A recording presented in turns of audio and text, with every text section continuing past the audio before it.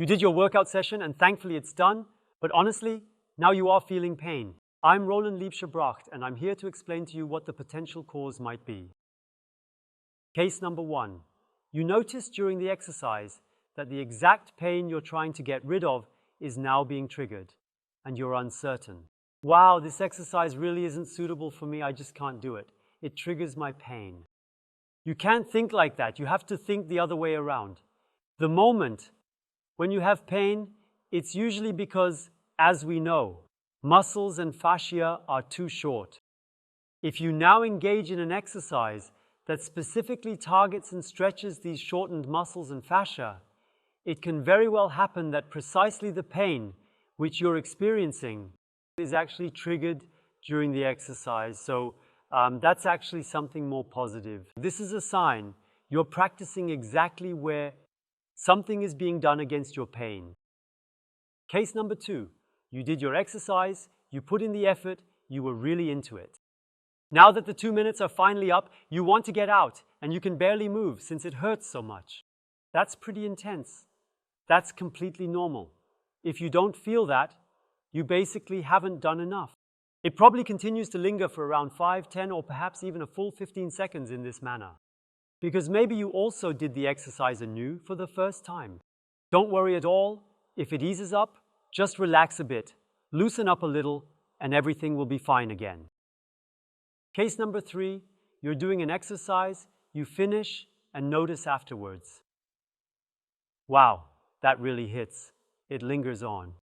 Then it diminishes a little, but not quite as it should. And this feeling lingers on for several hours. If you do such an exercise, and it has this effect, then reduce the intensity, okay? So don't push it to the limit where it's just barely tolerable.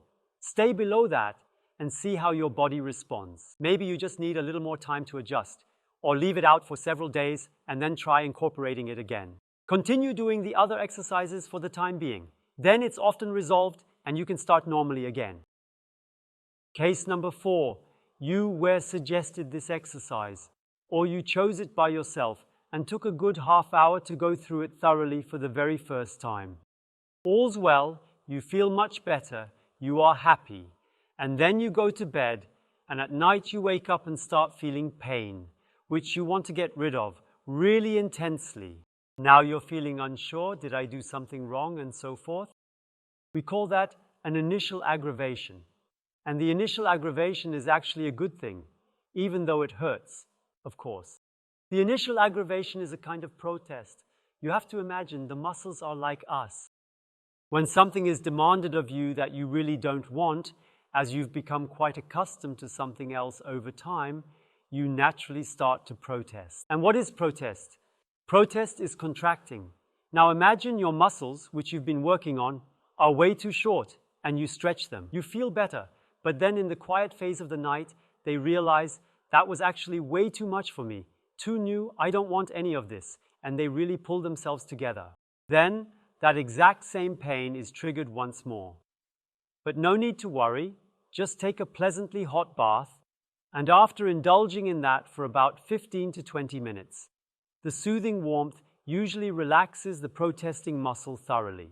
And soon enough, the pain is over, and these protests usually only happen the first time.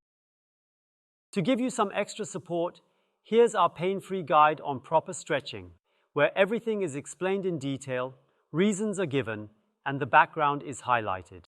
You'll find all of that in here. Download it, we'll send it to you either as a nice booklet or digitally. And now again to the question, did I do the exercise wrong? Did I do the wrong exercises? Did I move incorrectly? Frankly, I really don't like using the term incorrect in this context because, simply put, there are no incorrect movements at all. Please think logically. Our body is designed for movement. The structure of the joints, the bony surroundings, the fascia, and so on are all integrated components. Now, you have the ability to make full use of all of that. What is supposed to be a wrong movement? One that isn't integrated? I couldn't even perform that. If it's built in, it can't be wrong because it's biologically built in. So, this idea of the wrong movement should be rephrased. You should say, you unknowingly put your body, because no one explained it to you, into a tension situation. Gradually trained by performing certain specific movements, causing particular reactions or responses within your body. But that can, if at all, only happen with fast movements. With slow movements, that can never happen. There is no movement that you could perform in a slow manner and end up harming yourself in the process. Injuries, tears, and fractures generally happen in accidents involving particularly high speeds. The incredibly high speeds really make it impossible for the body to adapt to the situation because the inertia of mass simply continues to move forward. While the body understands and realizes, I should actually stop here. This means you can be absolutely sure and safe if you move slowly. That's why we also say with our exercises, move slowly and consciously. Don't exceed a certain level of pain sensation. Don't be afraid of making incorrect movements. Try new movements that you haven't done in a long time. Are always incredibly interesting, even if you end up with some muscle soreness. And if you'd like to explore further, here's a video that explains why stretching is truly important. Have fun. See you. Bye.